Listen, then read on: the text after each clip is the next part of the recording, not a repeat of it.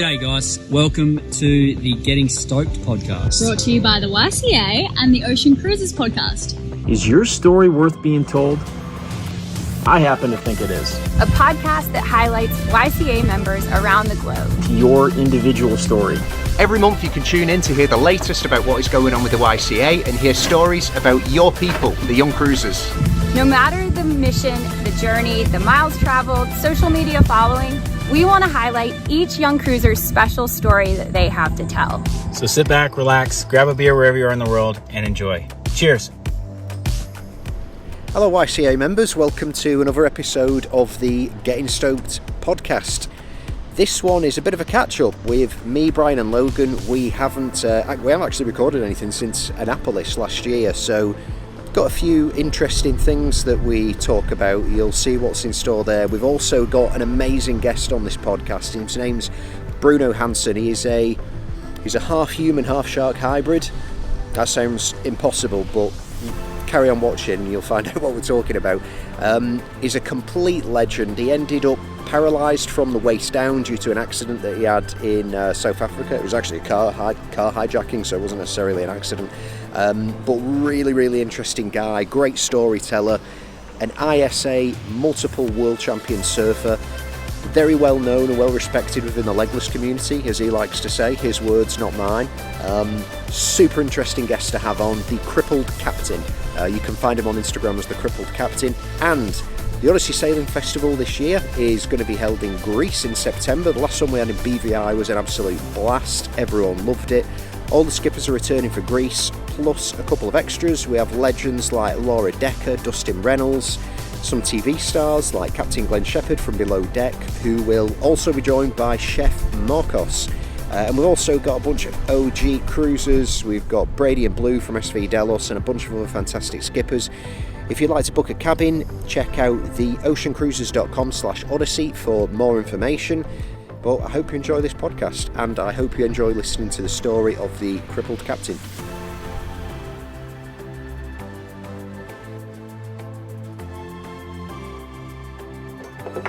Fucking sort my hair out like a mermaid. You look gorgeous right now, Andy. You really do. Mate, this is what a shower a week and boat work looks like. Volume? Are you talking about volume? That's what that looks like. That's awesome. It's been rough, mate. I've been going to bed fucking stinking, but I'm like, fuck it. I've literally just finished. I'm going to start in the morning. I'm just going to carry on stinking. Is that man musk? Is that something that your wife likes? She just doesn't want to admit it. She tells you you stink, but she actually likes that musk.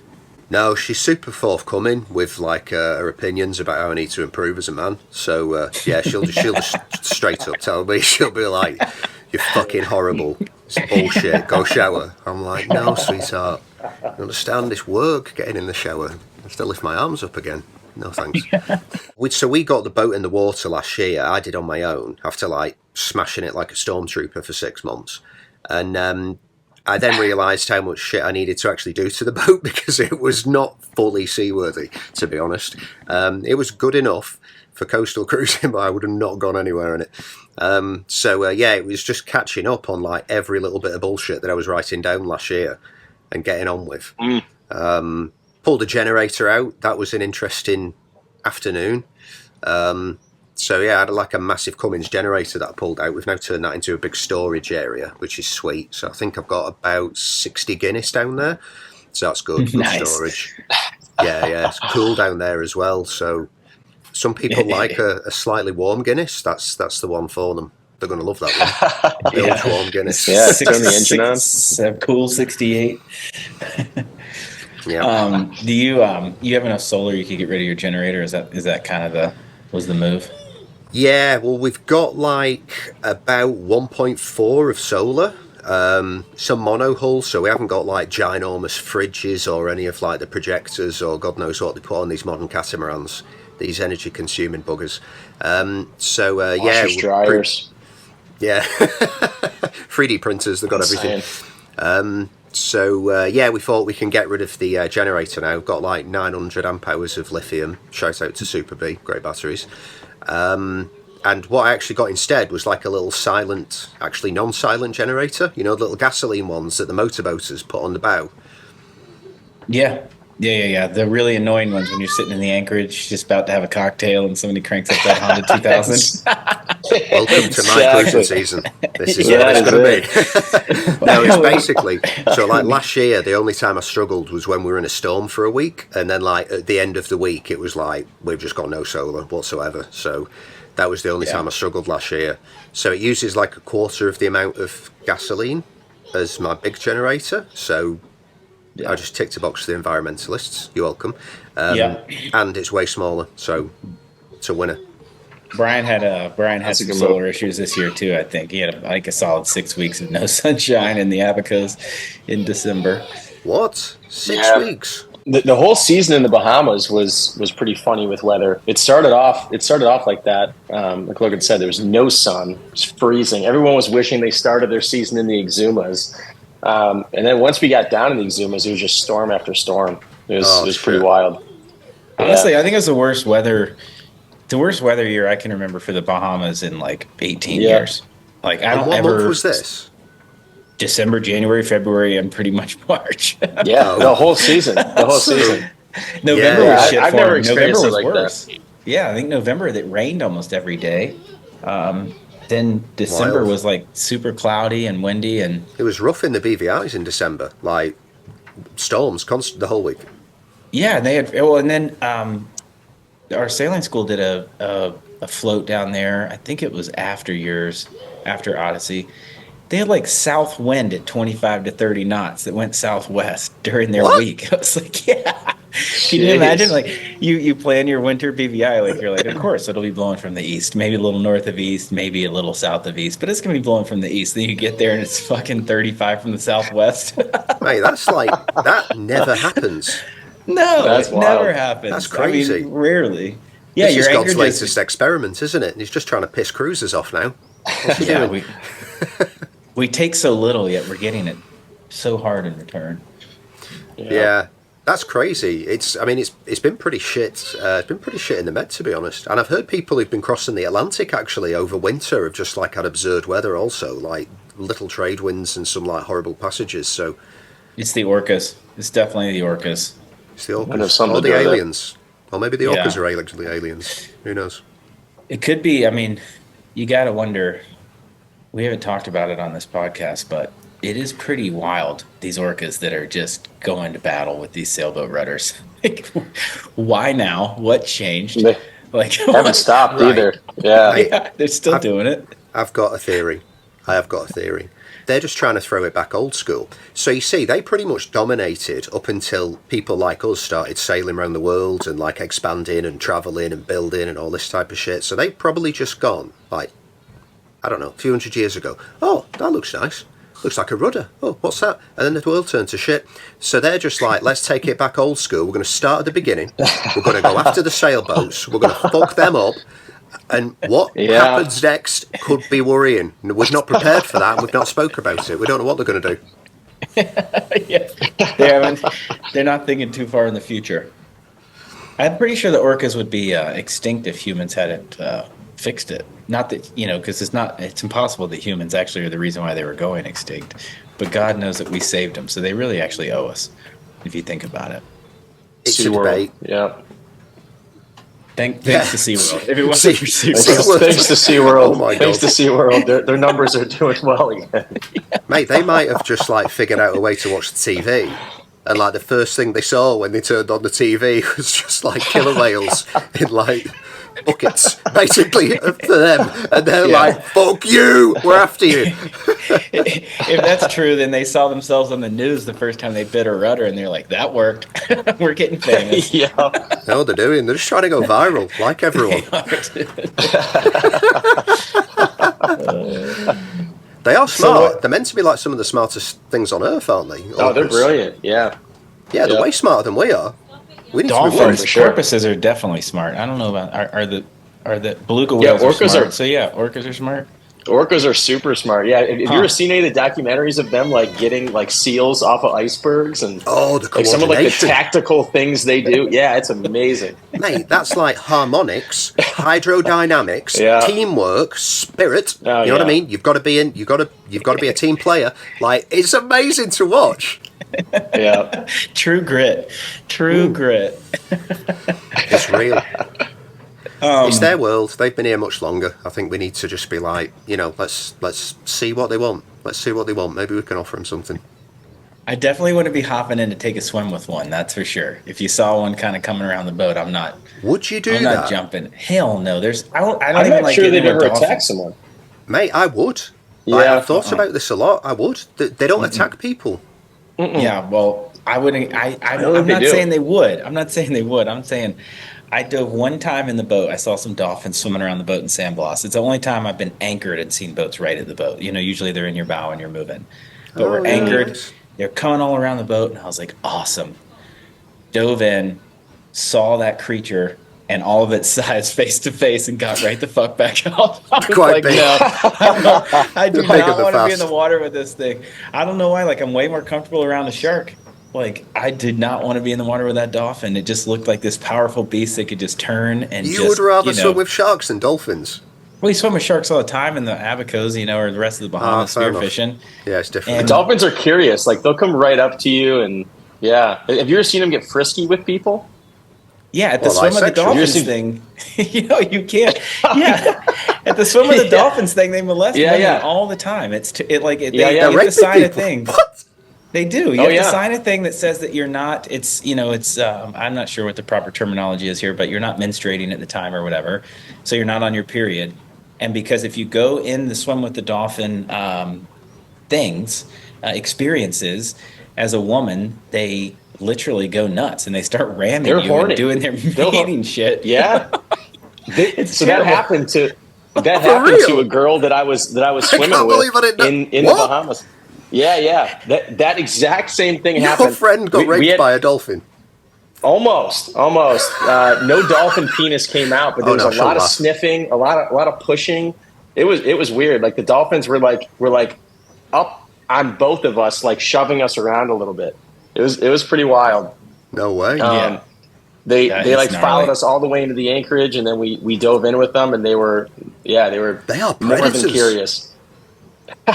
Yeah. They're just horny. They're just horny. They're like the only animals that like have sex for fun.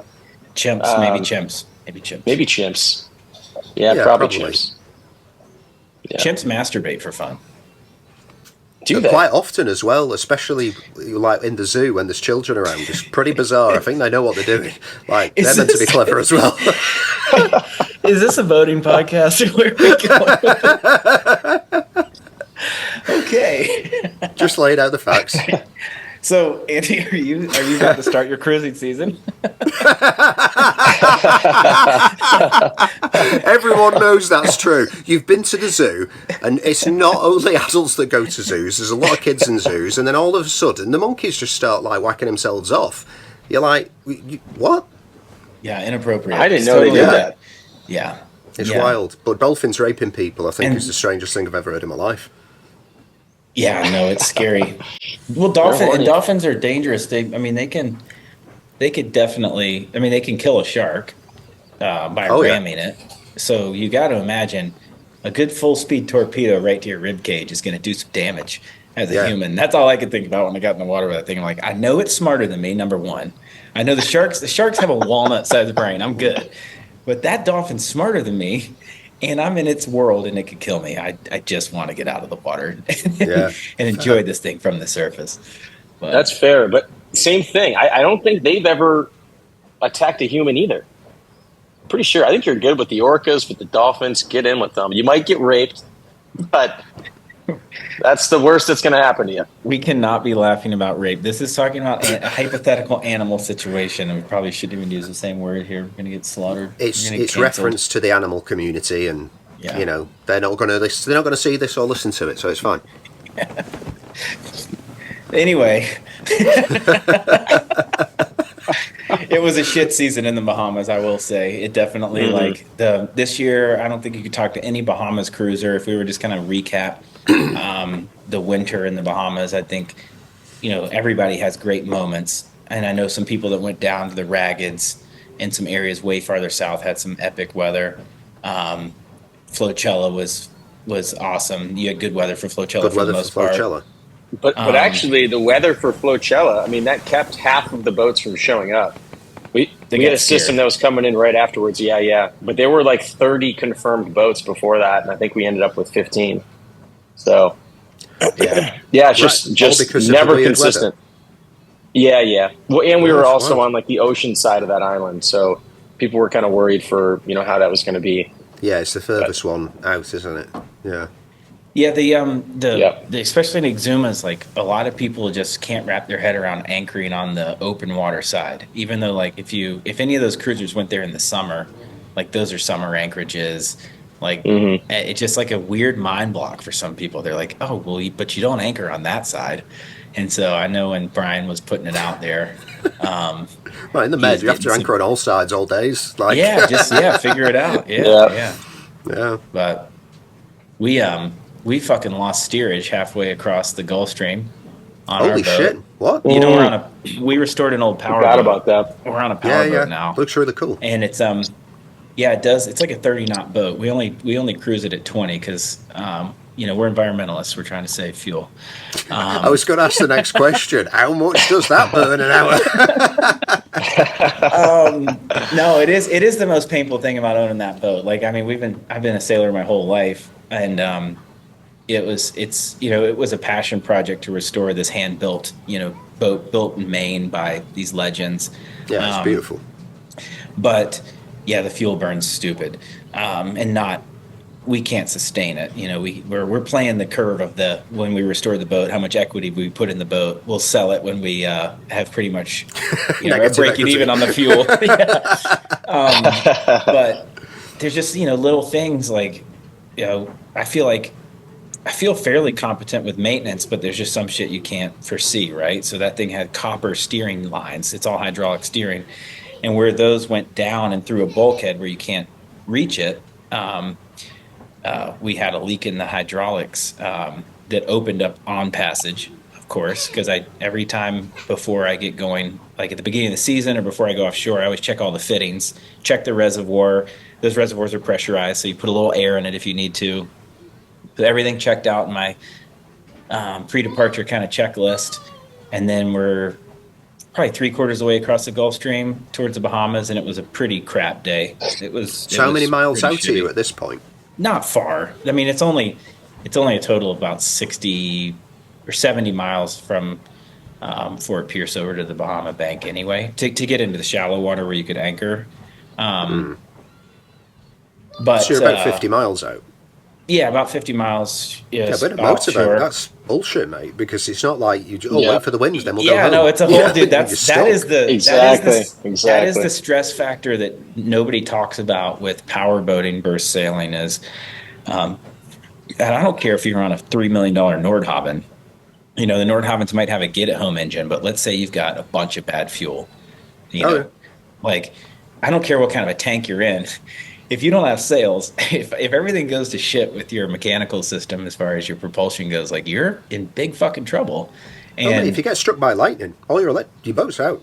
Motorboat, no chance. And the other thing they don't talk about, nobody talks about, I don't know if either of you guys have ever had to use your emergency tillers, but they're a fucking bear. And unfortunately, I had to use one on a sailboat once, and it was a bear. And as soon as I put the emergency tiller in on this boat, number one, you'd have to disconnect everything that connects to the rudder post. Otherwise, there's too much resistance usually. And so that takes a hot sec. I mean, you could do it without it, but if you get that stuff disconnected from the post, you're better off. Like if you got a hydraulic ram for your autopilot. In my case, it was like the hydraulic ram for the whole steering system. Oh, it's creating a bit of pressure. Yeah, so you got to get that off so that at least the rudders are moving freely. But dude, as soon as you get some way on, there's a reason why the quadrant on your monohull's rudder or your other rudders are so big. It gives you some purchase and then a bigger steer helm too. When you go direct to that fucking post, it is a beast. And especially like the rudders on that powerboat are only about probably 18 inches tall and 8 inches long, even though the props are, this big, because the faster you go, the smaller of a rudder you need, obviously. And I couldn't. I was like putting everything I had into that thing, like full body weight this way to get it to move like a half an inch. It was an absolute miserable. So the autopilot on that, does that not connect like straight to your steering? So that's in a powerboat, especially when you have a full hydraulic steering system. So I'm hydraulic from the helm. And so the way that works is it goes into a loop with your hydraulic pump for your autopilot. Right. Yeah. So it's just that ram that goes to your post that connects back to a big manifold, and that's coming from your helm or your autopilot. So that's definitely a bummer. It was a long, I don't know what it was, 8 hours after that to get to Green Turtle, and you're down in the cockpit of a powerboat, so you can't see. So Caroline was up top, like looking, make sure you don't run over any boats. I've got Navionics on my phone in front of me and just kind of steering. Anyway. That's nuts. So what did you learn from this experience? How have you grown as a person, and how has it changed you? Yeah, no, I mean, I'll never be the same. That's for sure. PTSD is real. I would say if I built a boat, I would definitely do what you're just talking about, which is get your autopilot directly to like completely independent. Mate, like on my boat, if the steering cable goes, I just steer the boat with autopilot. Exactly. Like, and I've done that. Yeah. Everybody that's sailed long enough that's usually had to hit the autopilot because something fucked up with their steering, right? Like, that's a great default. I think the other thing is just don't have a powerboat. You stick to sail. Mate, you're representing sea people now. That's half of your clientele.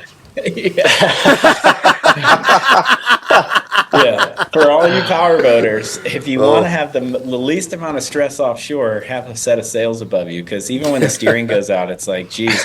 And then that was going to be the first year you came to Flocella. Oh, yeah. But you were going to be coming to Flocella. We were pretty bummed you couldn't make it. Oh, yeah, no, so you didn't make it to that? I couldn't make it. I had no steering. I did get the steering sorted out. I went to the local air conditioning guy in Hopetown, and got 30 feet of copper air conditioning tubing, and then put flare fittings on the end of those, and and prime the system and everything, and it was all good to get back to the States. But I didn't get that done in time to make it to Flocella, so I missed another one. Yeah. Hydraulics suck. Me either. I did a lot of guesswork, a lot of learning on that trip, a lot of staring, trying to look at it long enough. Oh, hydraulics! Dude, I shot fucking hydraulic fluid all over myself and my mouth so many times, all over. I mean, it was fucking everywhere. Oh man, it was everywhere. It was like the dolphin rope situation almost. Mm-hmm. Right back to the Dolphins. So are you starting your cruising season now though? And have you been stored for the winter in the water for the winter, Andy? Like, are you about to get going? Yeah, so we brought it back to Spain last year after Annapolis, the YCA, and then the Cruisers Awards. Came back to Mallorca. We did a bit more cruising, and then stored it in the south of Spain. And we're waiting to leave. We're going to try and get out on Sunday, I think. We've just started doing the provisioning for leaving. So hopefully it'll start soon. Which, to be honest, is fine. I wanted to be out on anchor a month earlier, but my situation just did not permit that. So no, it's good. It's nice. We're going to tick off a few what countries. Are you planning? Are you going to hit up a few? What's kind of your ballpark itinerary for the summer? So we've got I'm not very interested in the Balearics because I've done a lot of seasons in the Balearics now, on my old boat as well. But this is a cool story. So my grandma, I called her my nanny. I remember one of my earliest vacations with her. She's not here now, God bless her. I remember one of my earliest vacations with her, and she built me a sand car, like on the beach. Like she made a car for me to sit in out of sand, and it was the most amazing shit to like the 5-year-old that I was. It blew my mind. I remember it to this day. So I want to go back just to go to that beach, to anchor up there and just give her a little hey. Nice. Yeah, I like that, wicked. Yeah, I can't wait. That'll be cool. I've got, you know what? I've got something in my boat also that's wicked. So I'm going to talk a bit about my nan. She deserves it, right? Everyone can listen. So when she was a hoarder, you know what I mean? She was a hoarder, but she was a super intelligent person, and she kept like the centre cutout from like 1969, I think it was. I can't remember when the moon landing happened. She kept the centre cutout of like the Daily Mail or whatever it was. And it was like showing you the moon landing, and my mum found it in the attic, and she was like, "Oh, would you like this?" I was like, "Oh my god, I would love that." So I just got it framed and I put it on above the bed in the master bedroom. It's awesome. It's like, was that the day was the day that we faked landing on the moon? Yes, mate. Oh, yeah, cool. To beat the Russians and the propaganda war.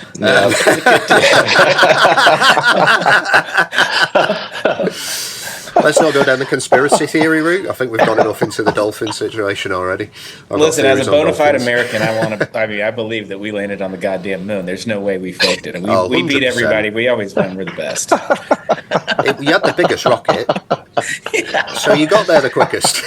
Pointy, too. It's got to be a pointy rocket. Don't forget Super pointy. Super pointy. Anyway, yeah, so we're heading to Mallorca just because I want to go to that beach. Then we're going to the north of Sardinia, probably to do a little while. Got some wicked spots around the north of Sardinia. My wife's never been to Italy yet. And then we're going to Sicily to get my water maker rebuilt. It's like an Osmo C water maker, and they've got a WhatsApp. The customer service is amazing. I don't do anything with this company, but so if you've got a problem with your water maker, they just WhatsApp them, and then they're like, "Oh yeah, send us a video," and then they just tell you what to do. It's crazy. You're kidding. They respond super quick as well. I was way impressed. So I showed them where I got the water maker up to because I hadn't commissioned it yet, and basically it's just falling to bits. It sounded like the boat was getting bomb raided. Like when I turned this water maker on, it was hideous. So sent them the video of it, and then they were like, "Oh, no problem. Just if you can bring it to Sicily, we'll come to the marina and we'll fix it on your boat." Wow. I was like, "Oh my word!" Kidding? Like, what a great business. Go in there for that, and then getting over to Greece because I've got the Odyssey Sailing Festival in Greece. That's on right. The 14th of September. So we're gonna go through all those anchorages and pick everything out and go to all the bars before and all that stuff. So nice. Yeah, so you can plan good bit of sailing, plan some parties ahead of time and shit like that. Yes, yeah. Perfect. Getting everything organised. But yeah, hopefully quite a bit of decent sailing this season. Like a few countries off the list, get a few flags up. Like, should be nice. Are you thinking about crossing over to our side of the world at all? Are you thinking about that next year or not really? It's going to be probably about 4 years, I think. We've got this situation that, because my wife is from Syria, that we can't go anywhere because she has a Syrian passport. No countries will entertain the concept of her turning up. Mm-hmm. So we've been in Spain long enough where I think if we stay another 3 years, she gets a Spanish passport, in which case like cruising will just be a breeze because you've got like an EU passport. Whereas now like we'd be so restricted on where we could cruise if we came to the Caribbean. Like, couldn't go to the Bahamas. Wow, what a pain in the ass. Yeah. Didn't think about that, yeah. Yeah, couldn't go to America. Like, America, no chance. So that takes off, like, Key West. And, like, I would, if I'm there, I have to cruise to Key West. Key West. I love that Key West is, like, your got-to spot for the States. Mate, Key West is where I met, like my first proper, big, amazing drag queen. Like, there was just men dressed as ladies all over Key West when I went. I don't know if it was like a Pride Week or something. No, that's every basic. night. Right, it was hilarious. Yeah. There were such good sports. I had such a good time with all like the drag queens. It's a party. I was like, it's great, mate. It's such a cool place. It's amazing. It's the best place in Florida, without doubt. Well, that's setting too high of a bar. No, I'm just kidding. I got along really well with the drag queens. I don't know what to say. I had great relationships with them. I can't wait to get back. No, Key West is fun. Yeah. Awesome. Hey, for the Odyssey thing, is that the same captains you had for the one in the BVIs, or has that changed up? Yeah, the same. Which is wild because, you know, when I started this, I was like, if I can show my face anywhere on the water after this is finished, then that's a win. That was where I was setting the bar. I was like, if I don't piss off everyone, like, it's fine. I can carry on with life. But all the skippers were just like, oh my God, we want to do it again. I was like, whoa, okay. So that was basically what prompted me to be like, and then some of the guests were some incredible people, like absolutely amazing people, good friends, and they were like, it's changed my life. This week has changed my life. I was like, are you serious? And they were like, yeah. I was like, incredible. So and it was the skippers that did all that, you know, because they did all the work with like, you know, the guests and showing them what it was like to live on a boat and what it was like to make friends on boats and stuff, and they did such a good job. So that was what kicked me in the arse to like, let's get a move on. They all wanted to do it. And then Lauren is coming. Lauren Landers. She's coming to Greece also. It's going to be a nice time, hopefully. You know, coming from the Bahamas, it's always shocking when you get to BVI because they're mountainous. You know, we've been sitting in the Bahamas where it's just like flat. It's nothing pretty when you look out the horizon other than the watercolor, which is the prettiest in the world probably in the Bahamas. But BVI always like takes you back a little bit, and a lot of times it's the first spot you hit after. So it's got some sentimental value to cruises then. Yeah, it's like location. People, and especially it's Disney World for charters, right? Like the water's for charters, deep, it's perfect. The water is deep. Sailing. You can see where you're going. You can see the next anchorage you're going to. Yeah. There's very few reefs to hit or anything that you have to worry about as far as striking with your keel, and then you got beach bars. I mean, so in the world of like, you know, a dentist taking their 1 week vacation it's paradise. to go chartering, it's literally Disney World. But I agree. For cruising, I think it's a hard place to cruise like for a season. You know, stopping through Virgin Islands is great, and I think the forgotten ones are the Spanish Virgins, Vieques and Culebra. Man, they're cool as shit. Yeah. And they're cheaper, way cheaper. You get a little culture because everybody's speaking Spanish. You can go to a cockfight in Vieques. It's like it's ticking all the boxes, Caribbean. Ticking all the boxes. Of course, I haven't been there. I probably should tap out of this conversation because I spent a lot of time in that area, but it was 10 years ago, so my experience is probably not valid anymore. But it always seemed like St. Vincent was to be avoided back then, and it doesn't sound like it's changed much. It's like get down, you know, get to Grenada, base out of Grenada, go back to the Grenadines. Carriacou's fun. Union Island, they're all awesome. What did it have a bad reputation? That's some of the best. Was it like thieving or violence? Well, all of the Caribbean, I think, and you know, whether it's Antigua, all the independent islands. So I think that Martinique and Guadeloupe are a little different because they're still so tied to France. But you've got Antigua and Barbuda, Dominica, St. Lucia, St. Vincent, and Grenada. They're all independent and they're rough. I mean, you can definitely find severe poverty on those islands. You can find you know, some of the greatest people in the world and the greatest relationships, and you know, most cruisers that want to go have a good time, especially young cruisers, could go to probably almost any bar and have a hell of a night. Nice. But it's real enough that you could find yourself on the wrong fucking side of a conversation or an interaction where it's like, I'm not where I want to be right now. I mean, St. Lucia is probably the most scared. Not the most scared I've ever been cruising, but that was the most sure I was that I was going to get hurt. Being followed to an ATM, being stalked, some pretty crazy shit in St. Lucia. That's wild. And I got robbed in Antigua, but I didn't get physically harmed. I got stripped fucking naked between Falmouth Harbor and English Harbor. Are you serious? In Antigua? Yeah, I never told you this story. You got No, stripped but naked. that's really surprising. That's what they were doing. No, right between, dude. This is a few months before one of the big yacht captains was shot right in the gut in front of his wife and kid. In same spot, right between Falmouth Harbor and English Harbor. They were mugging. There was a group of guys mugging yacht crew. Back then, I was working on a yacht. This is when I was young, and I was walking between Falmouth Harbor, where we were partying, and back to English Harbor, where we were stern to at Nelson's Dockyard.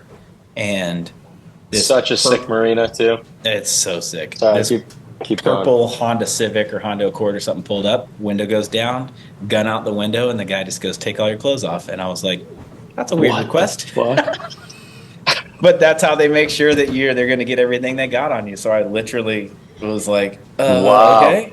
Pull my pants off, pull my shirt off, and the guy was like, "Shoes." And I was like, okay.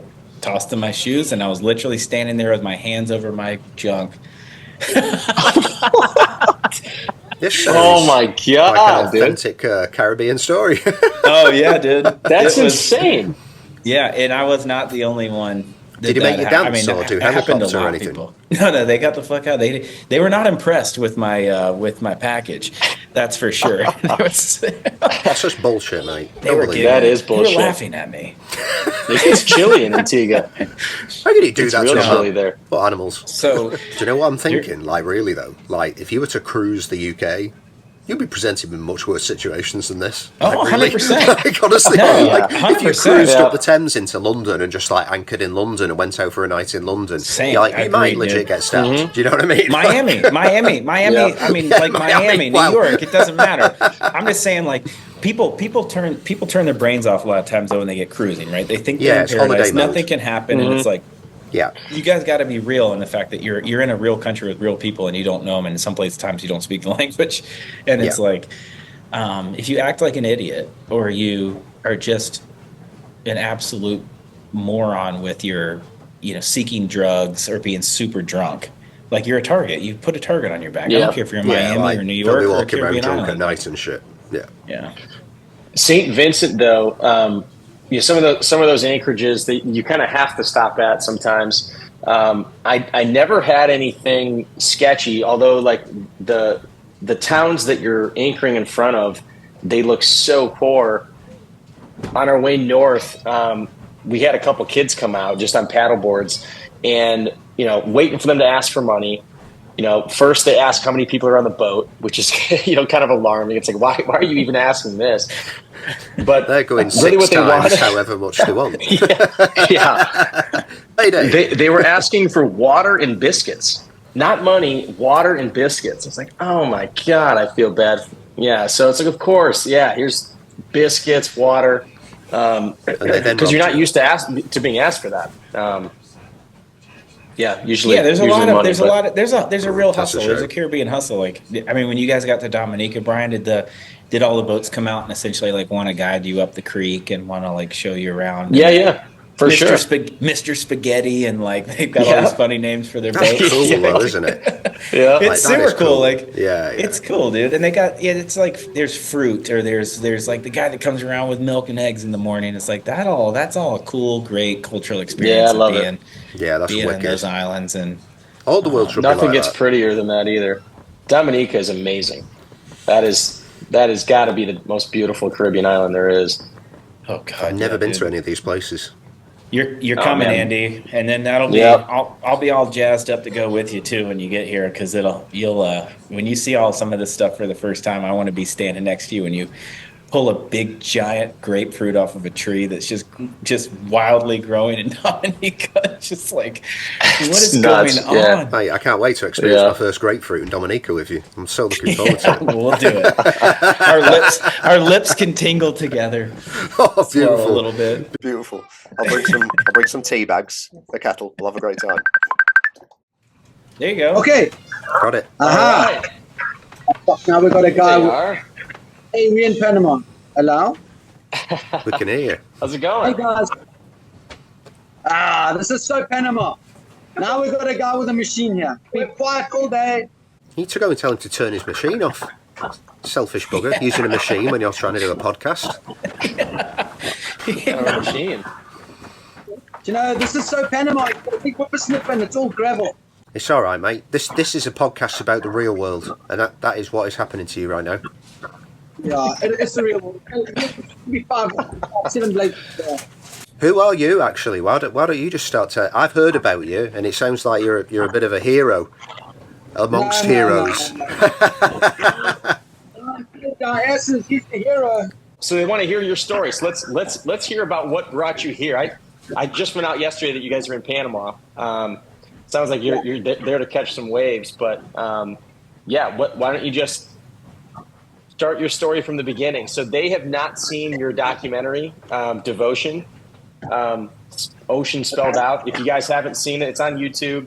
Awesome documentary on this guy, and definitely worth checking out. But what was the name again? It's good to have Devotion. Devotion, cool. With ocean spelled like ocean. Yeah. Yeah, I like ocean. But Andy, are you in the UK? I'm in Spain, mate, but I'm from the UK. Okay. If you go onto Netflix, you can just type in Ocean Therapy, and it's on Netflix. No shit, amazing. So, mate, how did this happen? Like, just tell us a bit about your story then. Like, you've got Netflix on your case. You've got documentaries on YouTube. Okay, a short version. I got carjacked about 25 years ago in Cape Town. I used to be a surf charter captain in Indonesia doing surf trips through Sumatra. Went back to Cape Town to visit my boss, got carjacked. Ended up living in Mexico doing heroin. Decided I need to make a plan in life to, because I had no money, no insurance. My parents had lost their farm in Africa. And I needed to make a plan. And I wanted to surf again. You know, and I couldn't surf because I couldn't cross the beach. So I decided I needed a yacht. So how do I get a boat? I ended up smuggling weed in the tires of my wheelchair back to Europe from South Africa. Had a little bit of money, 20 grand, $20,000. Turned that into rands, which is bananas in South Africa. Gave that to a boat builder to build me a boat. We built it and it sank. And from that, I met an expedition guy who was a treasure hunter who ended up giving me his catamaran, 46-foot LaCrowther machine. And I sailed that to the Indian Ocean, got to Thailand, got hit by the tsunami in Thailand. You know, I'm still new in a wheelchair thinking, man, what's life throwing at me? Oh, there he goes. And, but I had a buddy in Bali that I hadn't seen for many years from Thailand. And I ended up sailing down to Bali and hooking in with a really cool crowd in Bali. And my buddy started filming me. And he spent months editing it, putting it all together. He did this like half-baked documentary called Devotion. Was the name I came up with, Ocean. And it became the number one. It went on to the Australian Ocean Film Festival. It became the number one ocean movie in the world in 2015 in the Ocean Film Festival that toured the world. It came to the UK. It went to Spain, actually. I got a prize from France. And then Netflix. Well, then a French guy got hold of us. And then he wanted to get the rights to sell it. And then he sold it to Netflix for 600 grand, and I didn't get a cent. They milked me. Netflix. Oh, man. What? Oh, man. Mate, they're not getting good PR at the moment, Netflix. They are in a lot of trouble, and I think we should burn them with this story. Let's burn them to the ground. They robbed from you. They robbed from you. The agent, the Swami French agent that I signed a document, didn't know what I was doing. You know, hey, handshake us, blah, blah. But from that, it's knocked onto other things. I've had companies contact me. I give talks in companies, and you know, it always leads on. I find there's a universal balance. So, you know. There's a lot to... There's a lot to unpack there, mate. Yeah, a lot to unpack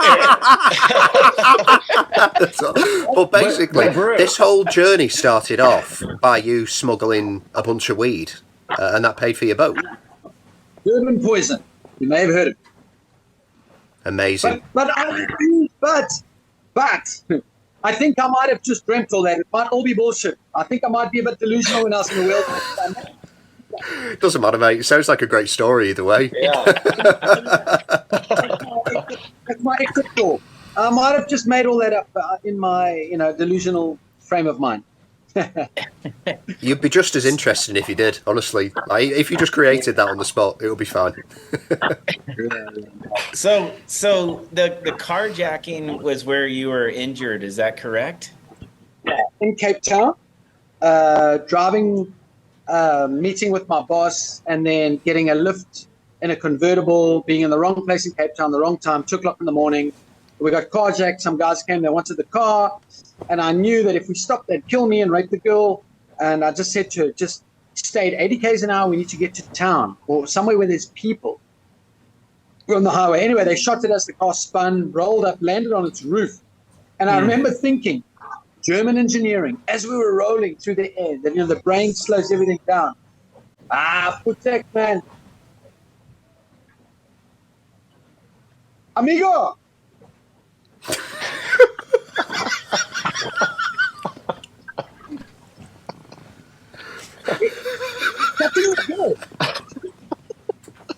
Okay, sorry. Oh, fucking mate, don't matter. Let's Get back into it. I don't think the audio is coming through. If anybody's curious, what's going on right now?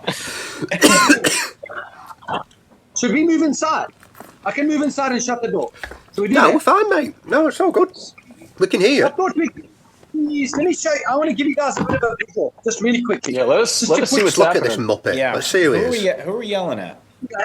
I'm on a veranda. There's the ocean right there. Mm-hmm. And there's Louisa, show these guys what it's happening. I looked at the guy. Great roof.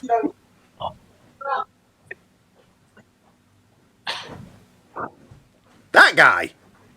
Oh, Yeah, I just finished the whole dirt patch. Oh my god. Un momento, What is he por favor. thinking? Un momento, por favor. Yeah. We have to keep the economy going. Let's let him work. Can we get an intro? Can we get an intro of who's sitting next to you? So this is Louisa. I call her the Louisa. Wonder Woman. Hi. Louisa's the Wonder Woman. I could never have gone sailing without her. She helped me refurbish the yacht in Deltaville, in Virginia. The snow, the ice, waking up early in the morning, and nuts, bolts, spanners, engines, welding, grinding. Louisa helped me with it all. I met Louisa a year ago here in Panama, and then convinced her that yachting only consisted of white sails and dolphins. Brian, you know the story. It's only white sails and dolphins. History is plagued Nothing with else. men lying about sailing to their women. Let's be honest. Everybody here. Yeah. That's some truth. Yeah. Okay, so then I'm curious. I'm curious if we could get to then because of what happened in that incident, in that car accident, that led to an opioid addiction you're talking about, and ended up in Mexico. Well, but hang on a second. Let's go back before that. Let's go back before that, Brew. Were you sailing before this hijacking? Yeah. Okay, I sailed Yeah. Okay. So I was a very young captain. I worked as a boat boy on a surf charter yacht in Indonesia because I was backpacking and I saw a yacht at the surf break. So I paddled out, got some waves, met the owner in the water. He was South African. And I said to him, man, I'll come and work on your boat. Don't even have to pay me. I'll do whatever as long as I get some food, give me a rice, and I'll catch fish as long as I can get to surf. So I ended up working on this boat as a boat boy. And the captain met a girl and left. And so the owner said to me, hey, can you run this boat? And I was like, for sure, because I'd already learned quite a bit. Nice. And I have an engineering background. I was in the Navy. I'm quite good with engineering. And so, as you know, Brian, sailing is a lot more about survival and engineering rather than sailing. And so, I began to captain, a young captain in between Thailand and Indonesia at the age of 23. Running this big surf charter yacht where I took professional surfers sailing Sumatra, the Mentawais, before it was very famous.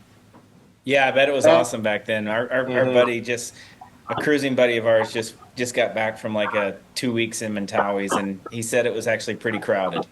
He did the same thing. He had a boat taking him around. Yeah. Mate, what So year many was that when you were there? Like, is that like the 80s or the 90s, or when is it? 90s. Nice. 90s, I was there. 4 boats. When we saw each other, we were happy. Like, hey, how's it going, Roger? And you got a 13 spanner. Nowadays, you see another boat, you're like, fuck off. Yeah. But there are 18,000 islands. There's 18,000 islands. So the Mentawis is one group where there's perfect waves and great fishing.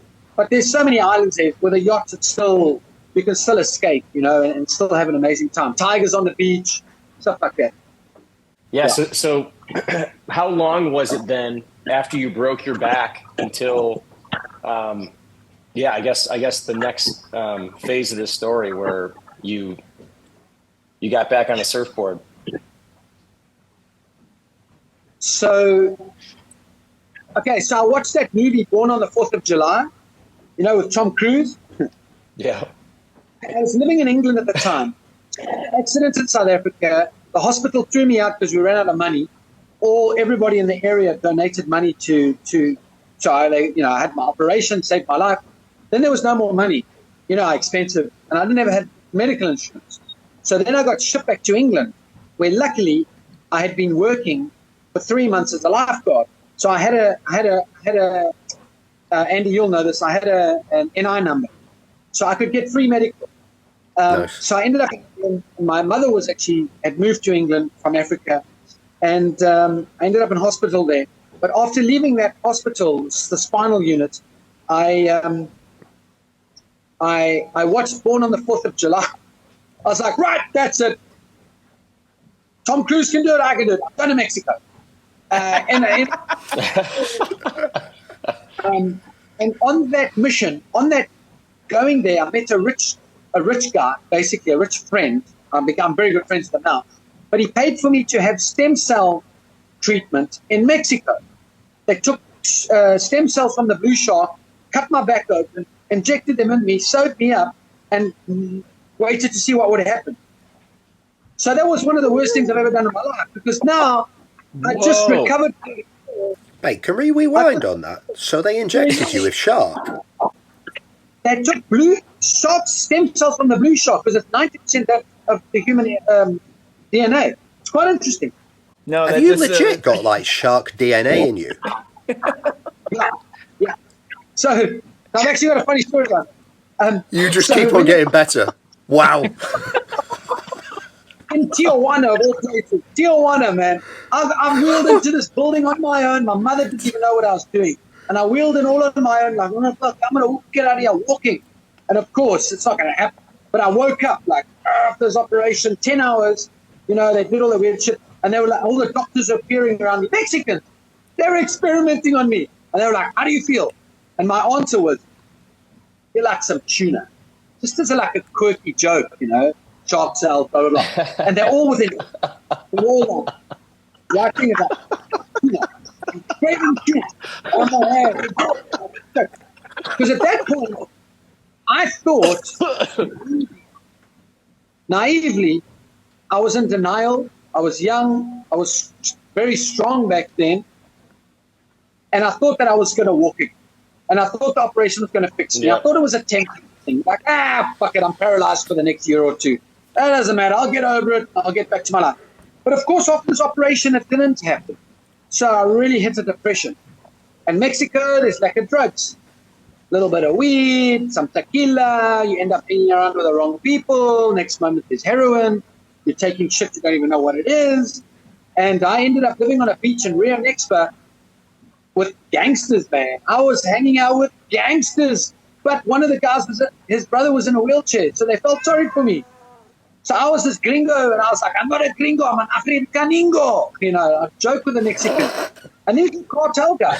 They were the Rio Nexpa is the what are they called?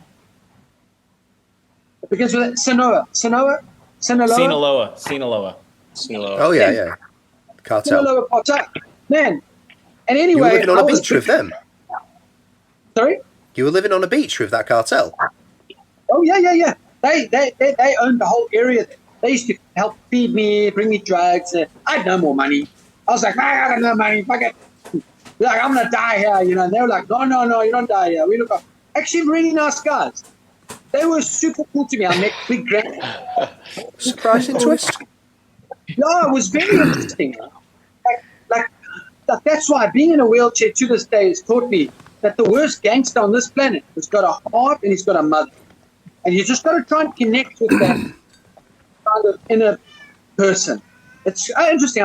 Very true. But then I was sitting and moaning one night. We had a lot of drugs, drinking, we're playing cards. And I was like, I need to pee. I can't move. I'm in a wheelchair. This stuff sucks. And this big Mexican dude, I didn't really know him that well. It was a bit elusive, but he took out his huge revolver, took out all the bullets, put one in, spun it, threw the revolver over to me. He goes, well, let God decide.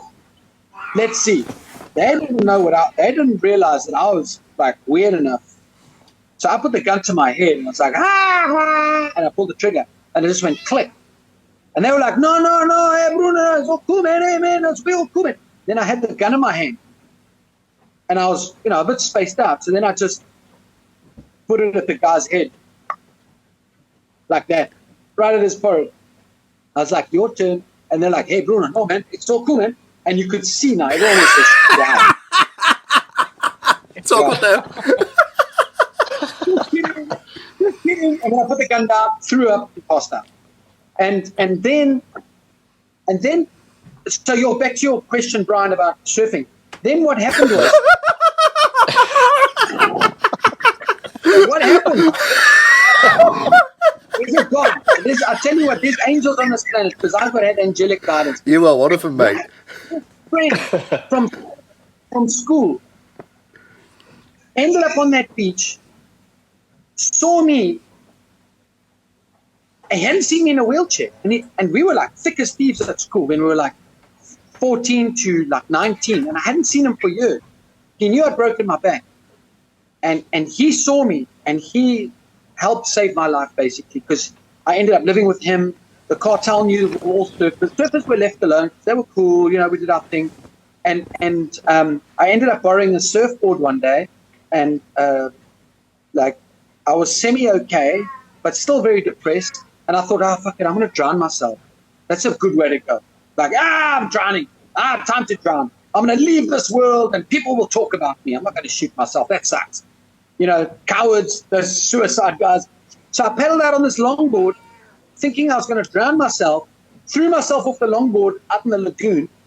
And then I was just bobbing on the surface with my ass sticking out of the water like a cork because I couldn't go down. I couldn't drown. I was too, I was pretty good in the water. I was a good waterman back, before I broke my back. And it's still in you. And so I was like, fuck, can't drown. Okay, wait, I've got to breathe out. Breathe out all the air and I go down.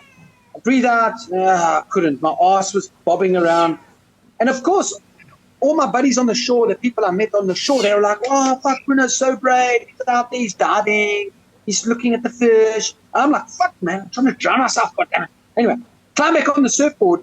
And I think if I paddle to where there's surf, so I'm about 50 meters from the shore, 40 meters in a lagoon. If I paddle to the surf, one of those waves on my head, I'll drown. Because I look like Gollum. I was 45 kilograms. That dude, Gollum, they saw me on the beach. They're like, we need a They never paid you. They never paid you. That's Warner Brothers and Netflix that have both fucked you. There we go. They Netflix, Warner, yeah. I was skinny. I was white. I weighed 45 kilograms, and I'm normally 90 kilos. Whatever that is in your language, pounds. Like, I don't know. That's times about two. Yeah. Whatever that is. So I looked like Gollum. So I paddled out. Thought I was going to die in the waves. A little wave knocked me, and I caught a foamy to the beach, and it was my first wave that I surfed, and the wave was this big. And I've surfed, big waves in my time, 25, 30 foot. I was surfing big barrels, blah, blah, blah. So, and that little wave is the best wave of my life, and something rebooted immediately in my system. It was an immediate boot, immediate. I started smiling, and I had that joy of freedom, nature, surfing, and I hit the beach, and everyone was like, yeah, you hero, and I was like, oh, yeah. And then I was so tired because I had done exercise. I was tired, so I fell asleep early at like 6 that evening, slept 12 hours, woke up feeling fresh, had my buddy brought me some papaya, and that's where my life changed. basically from there. And Wow. I was never addicted to it. I'm addicted to nothing. I don't get addicted. I'm like, fuck, I don't need that shit. You know. So that rebooted my system. And so that's what led me back to the water. And I realized that water, the ocean, is an amazing therapy for anybody. Soldiers with PTSD, paralyzed guys, cripples, legless, eyeless, ballless, freaking whatever you are, the water can help heal in nature. So that's how we ended up. I love that. It's incredible. My gosh, that is a wild story, mate. So just to sum you up, you are a shark-human hybrid. You started. That's the sticker in there. That's the thumbnail. Actually, that's what we're going with. We'll put a fin on your head, mate, that goes like that. Man with shark DNA. That is an insane story.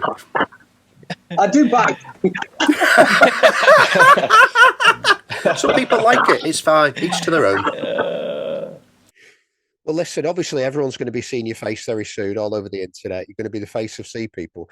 But if they want to learn a bit more about you and follow you and all that, people like to stalk people on the internet these days. Where's a good place to seek you out and hunt you? Okay, well, we started this new Instagram. We have like family members following and a few people. It's nothing big. It's called The Crippled Captain. That's either the YouTube, where Louisa does an amazing job editing on a shitty little phone. We film on a shitty phone. She edits on a shitty phone. And she makes a bit of comedy with our sailing trip. That's called The Crippled Captain. But my other one, because I do a lot of adaptive surfing, and I'm the world champ. I've won the world championship 6 times now. So how did that not get brought up? Yeah, you're a 6-time parasurfer world champion, right? Yeah. You know that joke? Do you know that joke? How do you know if someone's a triathlete or a world champion? They'll tell you. I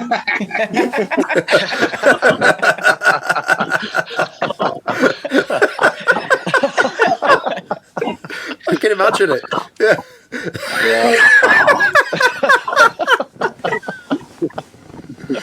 Right, so we'll tell everyone to head over to Crippled Captain on Instagram. Yeah, there's the Crippled Captain, or there's Brunocean 13. So Bruno, and then the O is also Ocean 13. Brunocean 13. That's my bigger Instagram, where I've got a lot of adaptive stuff on there. I've got a lot of adaptive athletes, surfers on there, sailors, and I'm quite famous in the legless world. You know what I mean? All of us retards. The broken are happy. The legless world. Broken or happy, because we're all fucked up in some way. My one buddy's got one arm like this. We call him the chicken. We've got friends that are girls with two false legs. When they walk past, we whistle like, "Hey, nice legs." It's the only time you can get away with saying something like that. They're artificial. Depends on the audience, mate. I tell you, really. I think this will be going on the internet probably in a couple of weeks. So I'll send you on WhatsApp the information of like where you can find it and all that, and the videos and stuff. And we'll meet up soon. Great. Let's go meet up in Greece. And hopefully, Brian, we get to see you again, and Logan, hopefully get to meet you. It'd be great. Yeah, absolutely. All right. Sounds definitely good. Wicked, mate. All right, guys. Nice to meet you guys.